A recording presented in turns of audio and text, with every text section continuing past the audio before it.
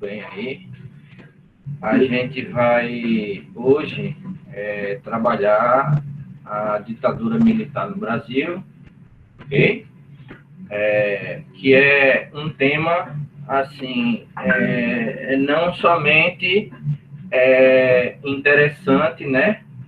Mas é um tema, assim, necessário que a gente entenda, ok? Eu vou começar a aula recomendando para vocês 2 livros sobre o tema. Deixa eu mudar a câmera aqui. Primeiro é esse aqui, ó. Ditadura a Brasileira, né? 1964, 1985, a democracia golpeada, a esquerda e a direita, do professor Marco Antônio Villa, que é um professor que tem inclusive tem um canal, né, no YouTube bem interessante, certo? Ultimamente não tem ficado tão interessante, porque ultimamente ele só tem se dedicado muito a fazer live, assim, detonando o presidente, né? Não que isso não seja legal, mas todo dia a gente fica chateado, esperando que ele apresente algum outro tema, né, da história. Então, aqui ele vai mostrar nesse livro como é que as forças de direita, né, as forças de esquerda, elas golpearam, né, a democracia brasileira a partir desse período aqui, ok? Então, é um livro que eu recomendo. Não é o melhor livro de escritor brasileiro sobre o tema, mas é um livro importante. Segundo livro é esse aqui. Eu deixei marcado aqui, ó, não sei se estão vendo. Isso aqui, aí eu vou explicar o porquê.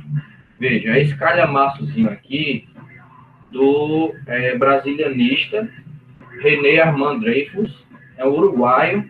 Então, brasilianista, para quem não sabe, é um historiador estrangeiro especializado em história do Brasil. Então, esse aqui é uruguaio. Isso aqui é resultado da tese de doutorado dele, ok? 1964, a conquista do Estado, ação política, poder e golpe de classe. Esse livro daqui é um livro fundamental para se ler, principalmente para refutar aquela ideia, né, de que no Brasil não houve golpe militar, mas uma contra-revolução de direita. E ele vai mostrar exatamente nesse livro daqui, por meio de uma pesquisa documental imensa, tudo isso aqui, ó, são documentos da época em anexo, ok?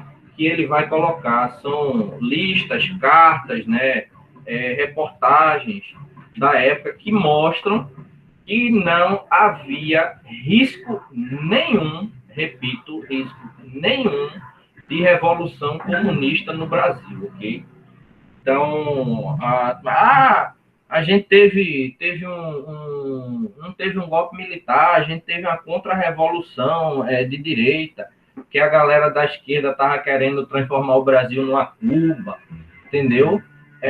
Tudo ideia plantada, né, pelos Estados Unidos, né, para que o povo, né, comesse a corda lá e fizesse merda, né, como fizeram. 21 anos, né, de ditadura, ok? Professor, mas que ditadura é essa que morreu menos de 1.000 pessoas? Se tivesse morrido uma, já era, ok? Porque o que classifica uma ditadura não é a quantidade de gente que morre, lógico, né, que a gente vai ter ditaduras mais sanguinárias, né, mais sanguinolentas, né, mais faca no pescoço, e outras mais brandas, né? Então,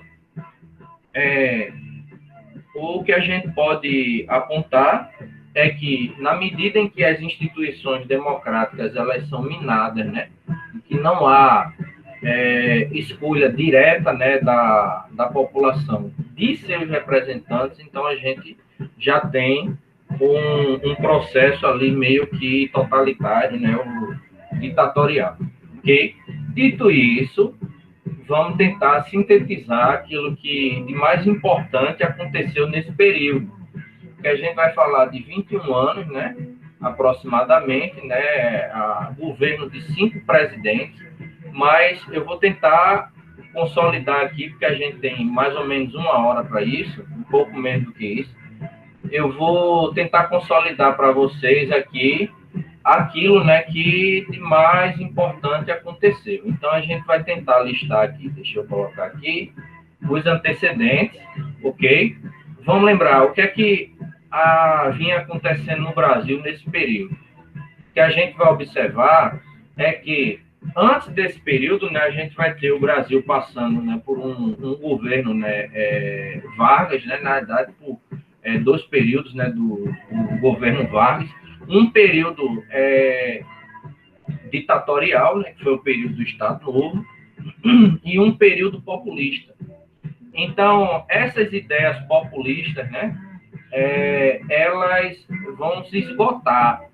Então, vai haver um cansaço, né, da população com relação a essas questões, essas políticas mais populistas.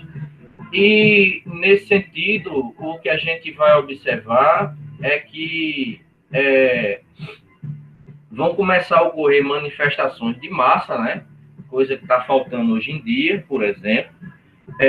Greves, né? Que hoje também já não tem o peso, né, que tem. Hoje, né, criou um sistema judiciário tão canalha que quando o trabalhador, principalmente o público, entra de greve, no mesmo dia já tem uma nota da justiça transformando a greve ilegal, por mais legal que ela possa ser, né? E o agravamento de tensões sociais. Nesse texto aqui, por exemplo, do Marco Antônio Villa, ele vai dizer o seguinte, né, que na introdução dele, ele vai dizer o seguinte, né, existiam vários, né, inimigos da democracia, tanto à direita quanto à esquerda e ao centro. E o que vai acontecer é que, para ele, né, a direita, né, ela nunca se acostumou, né, com a incompatibilidade do povo, né, na escolha da direita, né, nas urnas, né. Então, o povo, né, optava por não escolher muito os candidatos de direita nas urnas, e a direita nunca se conformou com isso, né. Então, ela vai tentar atacar as instituições democráticas, né, ou pondo em prova, certo? Ou em xeque, na verdade, pondo em dúvida, né, a legalidade dos processos, ou divulgando uma série, né, de notícias falsas, né, para tentar descaracterizar e desqualificar os inimigos políticos. Esse negócio de fake news, né, que a gente fala hoje, né, não é uma coisa recente, não. A história do Brasil ela é toda carregada de fake, né?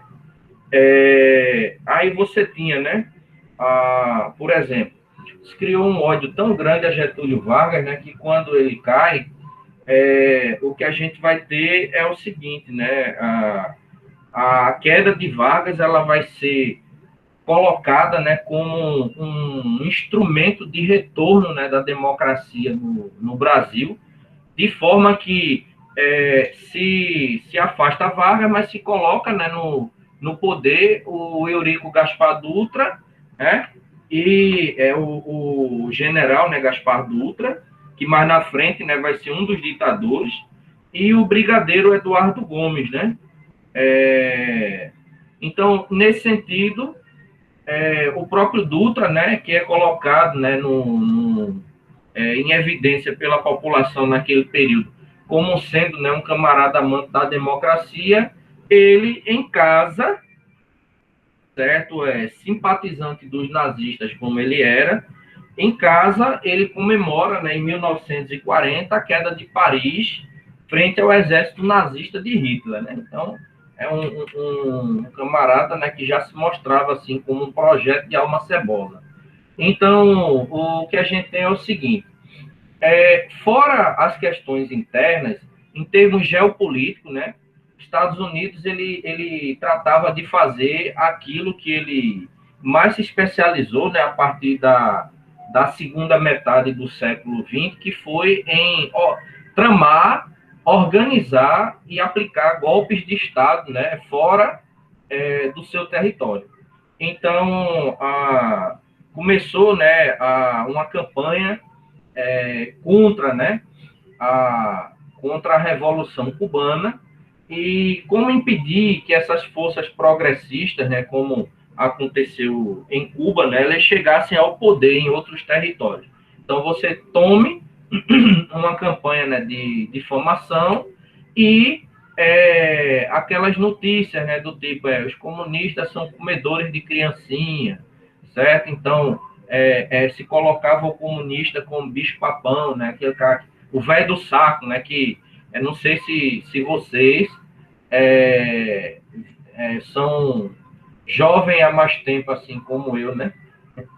E evidenciaram essa história, né, do velho do saco, né?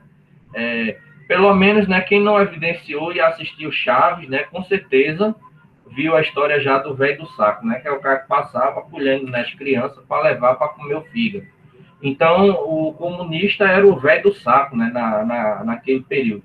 Então, assim, como a Revolução Cubana, ela foi, assim, um golpe muito grande, né, nas intenções dos Estados Unidos, porque Cuba, e principalmente Havana, né, território de Cuba, capital, né, era o puteiro, né, dos Estados Unidos. Não perdoa a expressão, mas era isso, para ficar bem didático mesmo, todo mundo entender como era.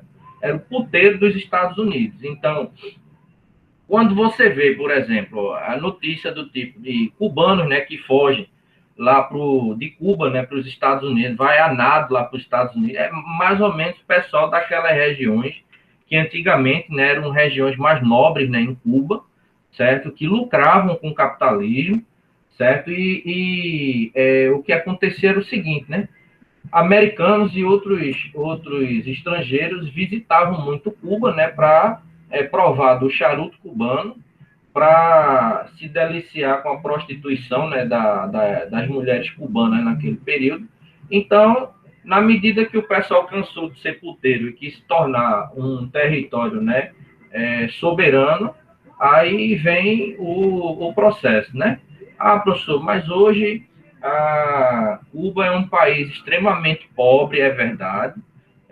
Em Cuba, né, a gente não tem uma classe média forte, não tem pessoas ricas, mas é um país soberano, certo? Um país que não deve nada a ninguém. E é um país onde, até hoje, né, são impostas muitas sanções econômicas, né, sobre ele, né? Nem mesmo o presidente, né, assim, presidente mais progressista, né, como Barack Obama, conseguiu fechar a prisão de Guantánamo, nem realizar uma abertura, né, maior nas relações, né, com Cuba. E não sei se vocês sabem, mas apesar disso, mesmo não conseguindo isso, mas ele conseguiu fazer uma parceria no campo da medicina com os cubanos, de forma que hoje muitos americanos, né, eles fazem um período de um ano de estágio em Cuba, né, de intercâmbio, na realidade, na formação de medicina, para ver como a medicina cubana, apesar de todos os pesares, ela é uma medicina muito avançada. E qual é o avanço, né, na medicina cubana? É o fato de que eles trabalham com uma medicina mais de acompanhamento e diagnóstico.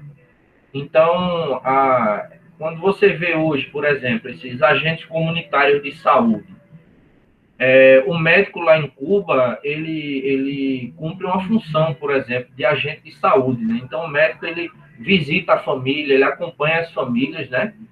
Para monitorar de perto a população, evitando, né, que determinadas doenças, né, o menor sinal de manifestação, elas se propaguem, né? Mas veja, então o temor dos americanos com a possibilidade que surgissem novas revoluções cubanas, né, na América Latina, ou novas revoluções como a que aconteceu no Haiti, né, um período anterior. A independência, né, do Haiti, por exemplo, ela foi uma independência que foi liderada por grande parte, né, da população escrava, os negros, né, e foi uma revolução muito sangrenta, né? O colonizador lá, ele viu a faca girar no pescoço, né? Então, esse pessoal se juntou aqui, né, e junta o interesse, né, de uma classe média, né, brasileira, né, que a classe média brasileira ela é muito engraçada, né, para não dizer imbecil, que é mais ou menos o seguinte: ela não é rica, não goza, né, dos privilégios, né, que os ricos brasileiros gozam, mas se julga rica.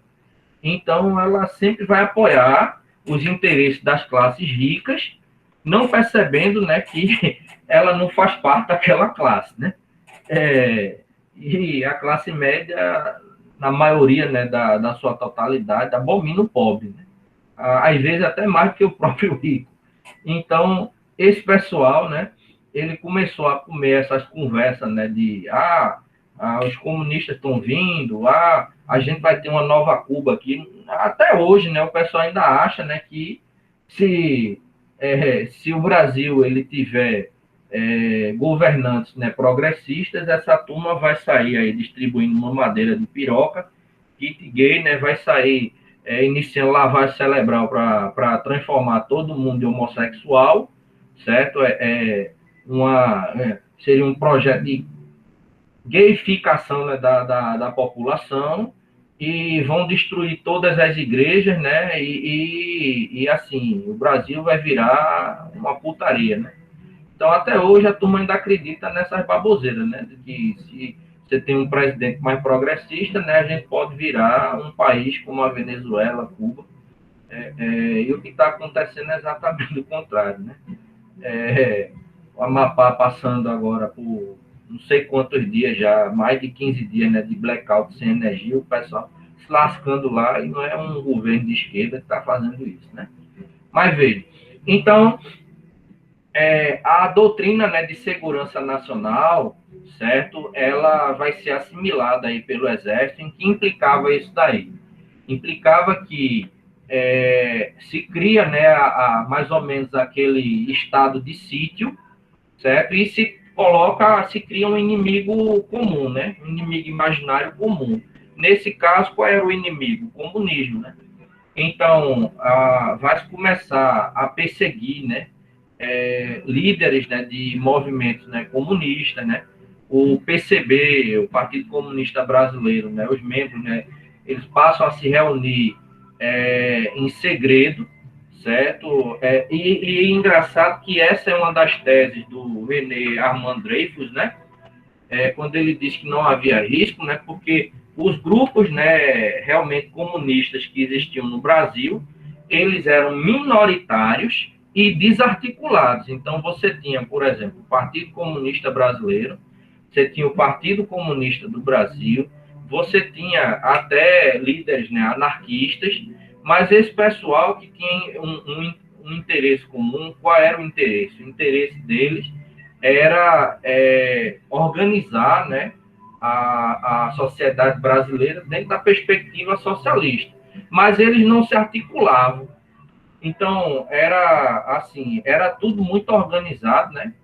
Isso gera até uma anedota, né? Você vê um pessoal assim com uma organização bem burocrática, né? Que é tudo extremamente organizado, mas que o negócio não anda.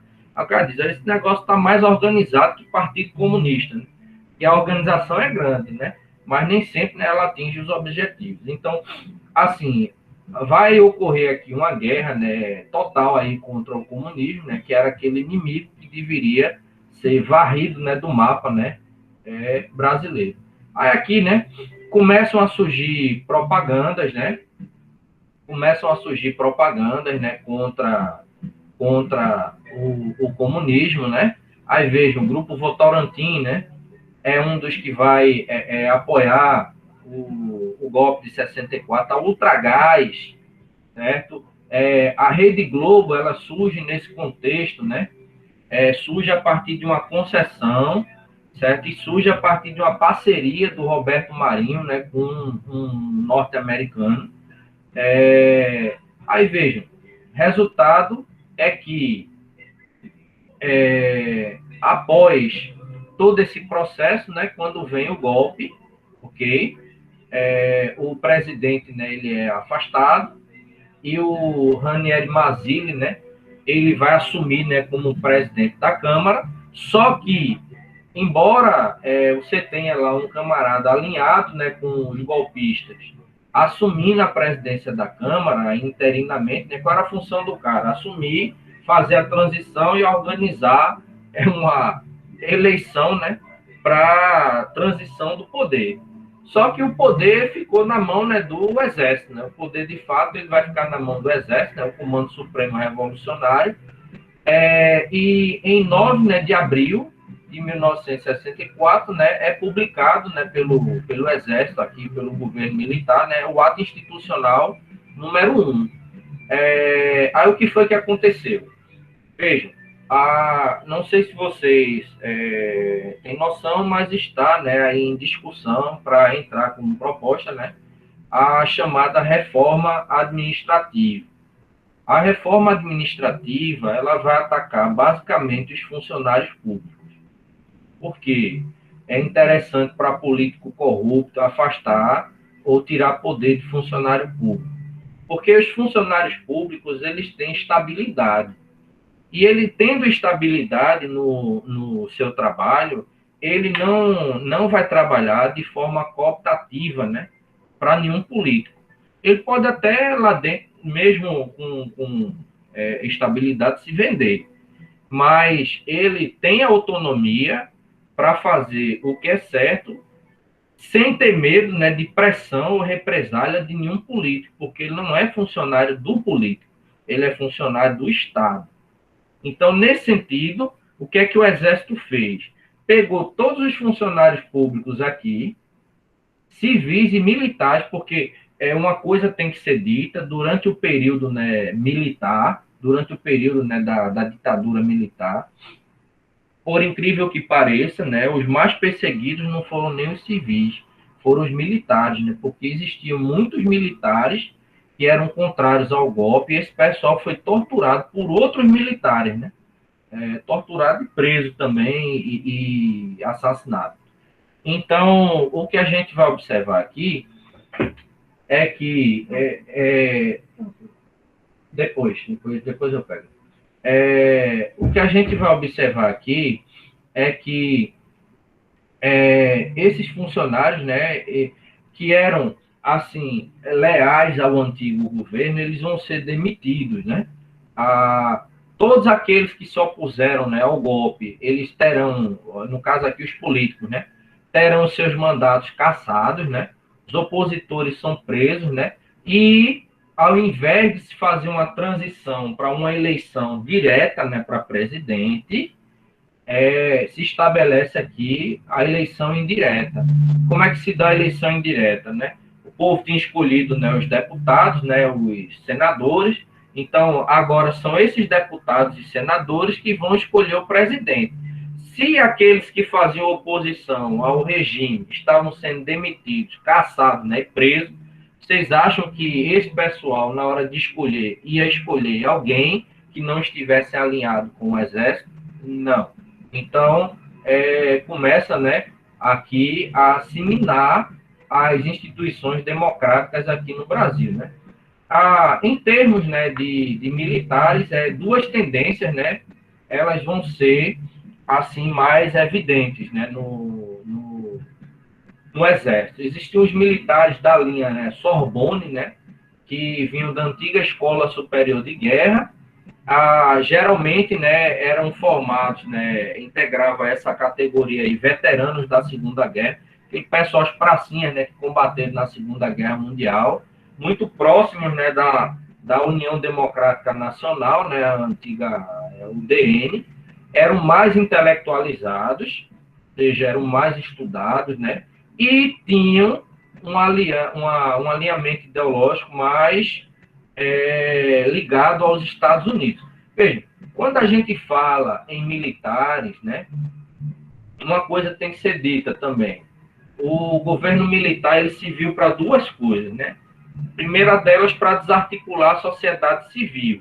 E isso vai ser uma coisa danosa. A segunda delas é para industrializar o Brasil. Então, nesse sentido, a industrialização que começou lá com Vargas, ela vai ganhar o caldo, né, vai engrossar mais durante o regime militar.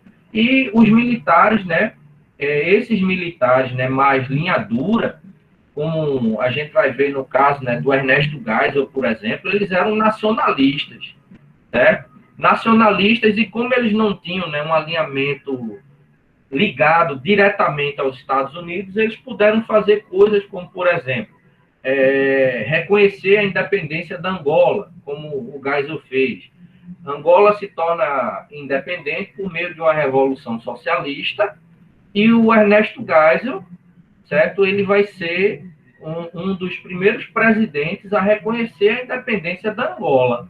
Mesmo a chefe, né, de um regime ditatorial aqui no Brasil, mas ele vai apoiar a independência da Angola, que foi realizada por um grupo, né, de militantes, né, de guerrilheiros ligados a uma tendência mais nacionalista, né, que é o MPLP, né, o Movimento pela MPLA, perdão, Movimento pela Libertação da Angola. Né?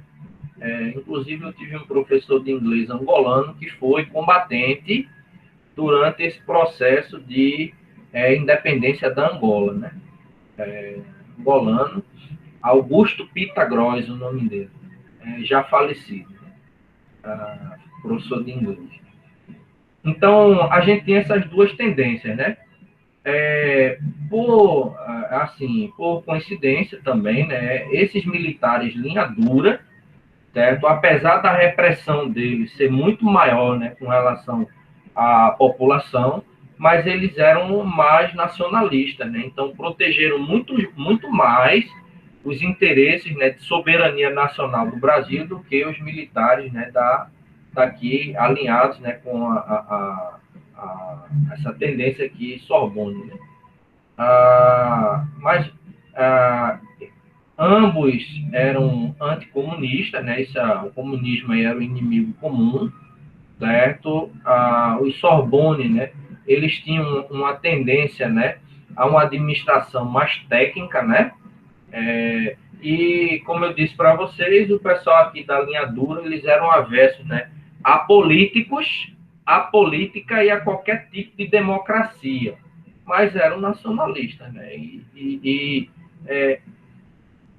É por meio deles que a gente vai ter aqui a criação de muitas estatais, né, e organização de muitos serviços públicos brasileiros, né, que jogaram o Brasil de vez, né, no grupo, né, de países industrializados. Professor, o senhor está defendendo ditadura? Não, pelo contrário, certo? Mas a gente tem que pontuar determinadas coisas que devem ser pontuadas. Né? Então, aqui os presidentes, né? O Ernesto Geisel, né? Emílio Garrastazu, né? Garrastazu parece até nome de demônio, né? Médici, o Costa e Silva, o João Figueiredo e o Castelo Branco, né? Então, são os 5 presidentes aqui do período, né? No governo de Castelo Branco, que era um presidente alinhado com aquela tendência, né, Sorbonne, né, governou entre 64 e 67, veja, ele cria aqui um plano de ação econômica do governo, ou seja, como é que se dá? Corte de gasto, né, aumento de tarifa e imposto, ou seja, estou para lascar no povo aqui com imposto, né, é aquela coisa, corte de gasto. Todas as vezes que vocês observarem, né, político defendendo um corte de gasto, certo? Político no Brasil defendendo um corte de gasto, pode ligar diretamente isso à ausência de investimento, certo? Então, corte de gastos, certo? Aumento de tarifa e imposto, né? Ou seja, o Estado vai investir menos, mas vai pegar uma parcela, né, maior da renda do povo, né? Fim da lei da estabilidade aqui, ó, para impedir oposição aqui de funcionários públicos, mas veja, ao mesmo tempo, o camarada cria o FGTS, né? Fundo de Garantia por Tempo de Serviço, que é a poupança, né, que você faz enquanto trabalha, para quando se aposentar ou quando for demitido, né, você ter uma indenização pelo seu tempo de trabalho, né? O aumento salarial se dava aqui uma vez por ano, né, com índice abaixo da inflação, como quer fazer agora o presidente, né, o Bolsonaro. No caso dos professores mesmo, né, que tem a lei do piso do magistério, né, que é corrigido todo ano a partir do chamado custo aluno. Então, a partir do custo aluno, se tira uma porcentagem, né, daquilo dali, que deve ser revertida, né, para aumento salarial dos professores, né? Esse ano, vale lembrar, nem o prefeito de Recife, nem o de Jaboatão, certo? Nem se não me engano, do Cabo de Santo Agostinho, e nem o governador do estado respeitaram a lei do piso, né, e deram um aumento de 8% a que os professores tinham direito, né? O atual presidente ele quer cancelar a lei do piso e quer que o professor ele passe a ter, mais uma vez, o aumento de salário associado ao índice da inflação. Aí eu não sei o que é que vocês acham, mas quem tem um hábito aqui, por exemplo, de fazer compras, né? Eu ir para o mercado comprar coisa para casa. Alguém tem esse hábito aí? Sim, às vezes eu vou para o supermercado. Pronto, então, Guido, você deve ter observado, né, que os produtos, né, da cesta básica, eles aumentaram bastante, né? Demais. Aumentaram bastante, mas o engraçado é que, embora, em média, esses produtos tenham aumentado em 40%, o índice a cesta básica é um dos indicadores, né, do aumento, né, inflacionário. A inflação no Brasil ela está na casa dos 2,5%, 3%. Aí não tem como entender isso, né? Você, sei lá, uma bandeja de ovos, né, que você comprava por, sei lá, R$ 8 ou R$ 7, dependendo do local, você agora está comprando por 11. Certo? O carro do ovo, né, que passava aqui perto de casa, ele vendia, né? 30 ovos direto do granjeiro por R$ 8, né? Agora estão vendendo por 13, certo? 13 é um número bom, mas para a gente pagar nem tanto assim, né? Então, veja, a gente tem isso, né? Tem isso. Nesse sentido, o que a gente vai observar, né, a restrição do crédito, e isso vai gerar o quê? Arroz salarial, o salário do trabalhador ele vai ficar praticamente congelado. Aí o que é que acontece quando se congela o salário do trabalhador? Mas e esse pessoal é muito burro, porque vê, se você quem movimenta a economia é o pessoal que ganha salário mínimo.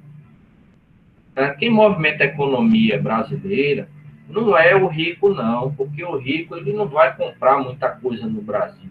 Ele vai viajar e comprar coisa no exterior, certo? Vai ostentar. Quer comprar, renovar o guarda-roupa, certo? Que o óleo de cozinha aumentou bastante, Bruno. Então, o que é que a gente tem? O rico, ele quer renovar o guarda-roupa. Uma amiga minha, que ela era o quê? Ela era... deixa eu só lembrar qual o cargo dela. Auditora do Tribunal de Contas do Estado. Ela ganhava aí por baixo, né? Coisa de R$ 30.000, o salário dela na época. Então, o que é que ela fazia? Quando ela queria ver que um dia talvez eu chegue nessa situação, até nem quero, mas vê, ela queria renovar o guarda-roupa, então ela comprava uma passagem ou para Paris ou para os Estados Unidos, e na mala dela ela ia apenas, né, com alguns utensílios, né, de higiene pessoal, certo? Uma ou duas mudas de roupa no máximo, e com a roupa que ela ia. Chegava lá, comprava tudo que ela queria e voltava com o guarda-roupa renovado, né? Eu digo, isso aqui é ostentação, né? Aí, no meu caso, não dá para fazer isso, né? Acho que não é o caso da gente. Mas veja, só que o que é que acontece? Você deixa de investir no pessoal, deixa de corrigir o salário do camarada que ganha, né? O salário mínimo, ou tá na classe, na classe, sei lá, classe C, classe D, que quando o governo do PT ele governou aqui no Brasil, ele mudou essa estruturação das classes sociais, né, por questão de renda. Então, mas aí se você diminui o poder de compra do pobre, certo? Lógico, o pobre vai comprar menos e aquele mercadinho, a padaria, certo? Sei lá, as os mercados, né, os negócios, né, que tem no bairro, eles não lucram como deveriam lucrar, né? E a economia local, ela não é movimentada. Então, mas a turma faz o quê? Acocha o pobre e depois não entende porque vem determinadas crises, né, econômicas, né? Aí eu vejo um exemplo bem simples. Eu tenho um amigo, certo? Eu tenho um amigo que, há coisa de 8 anos atrás, ele abriu, né, uma loja, né, de informática. E pegou, né, umas taxas aí da época do governo Lula, né, fez o cadastro, né, no Simples, né, fez um registro como microempreendedor individual, o MEI, né, aí botou o negócio, né. Quando Dilma mudou a política econômica, que a turma começou a quebrar, aí veio esse cara, depois que colocou o negócio, né, ele foi prosperando, né, foi ganhando dinheiro, não sei o quê, aí desenvolveu a mentalidade do novo rico. Pegou o filho dele, né, que estudava na escola pública, botou na escola particular, aí chegava na escola rotando uma série de ideias lá que a gente sabe, né, que conhecia a história dele e dizia, meu irmão, como o cara mudou o pensamento, né? Aí hoje, esse camarada, ele crise, certo? O cara se lascando, né? Perdeu a empresa e nas últimas eleições agora o cara votou em um candidato, né? Que a última coisa que colocou como proposta foi resolver a crise financeira para que ele voltasse, né, a poder ter ou recuperar a empresa dele, né, ou aumentar o poder de renda dele, né? Então é estranho, né? Mas vejam, aí a gente tem o governo do Castelo Branco, né? Vai ocorrer uma desvalorização monetária, né? Meio da moeda da época, né? Que era o Cruzeiro Novo, e isso vai facilitar a compra, né, de empresas nacionais por estrangeiros. Vamos lembrar, a tendência do cara, Sorbonne.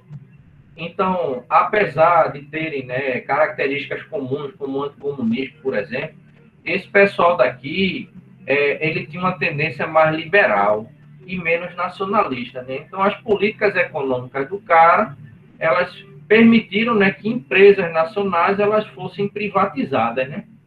Renegociou a dívida externa, né? Começou a dar novos empréstimos, né? E se aproximou cada vez mais, né, da linha, né, política lá dos Estados Unidos. Tanto que o ministro das Relações Exteriores, que bicho pequeno aqui, esse camarada, ele vai proferir essa frase aqui, ó, o que é bom para os Estados Unidos é bom para o Brasil, né? Será? Eu não concordo com isso, né? Aí vejam, aqui, ó, em 1964, né, a inflação anual ela estava na casa, né, dos 92%. Em 1968, né, coisa de 4 anos após o golpe, né, militar, a inflação caiu. Isso é o que os economistas chamam de euforia do começo, né, porque o pessoal motivado, né, foi criando medidas, né, para que essa inflação aqui ela reduzisse, e o PIB, né, com a construção de empresas, né, nacionais, né, e o aumento, né, do comércio a partir dessas empresas, certo? O PIB ele foi aumentando, né? Então a gente tem um crescimento muito grande, né, no PIB, né, brasileiro, né, durante esse período militar, que é uma outra coisa que deve ser apontada, né? O PIB cresceu muito, mas a dívida pública, certo? E a dívida externa também cresceram bastante, né? Aí vejam, em julho de 64, o camarada tratou de prorrogar o mandato dele para 67, mas isso gerou, né, impopularidade, eles resolveram abrir eleições, né, em 11 estados, né, onde os candidatos, né, do regime eles vão perder em vários, né. Até que, para tentar dar um ar mais democrático para o negócio, né, se extinguiram, né, os partidos antigos, né, dentre eles, né, uma grande quantidade, né, de partidos, né, de tendência mais socialista, e se criou, por meio do ato institucional número 2, a regulamentação, né, de 2 partidos apenas. O Arena, né, Aliança Renovadora Nacional, que era o partido do governo, né, o partido mais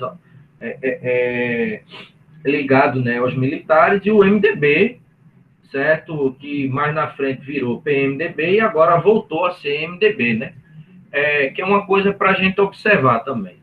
Porque é que muitos desses partidos hoje, eles tiraram o P da frente de partido, P de partido, né, de outra coisa não, P de partido, e alguns deles mudaram, inclusive, os nomes, né, a gente tem nomes, né, como, por exemplo, partido, né, o Novo, né, que não é tão novo assim, o Solidariedade, o Podemos, né, você tem esses partidos, né, por quê?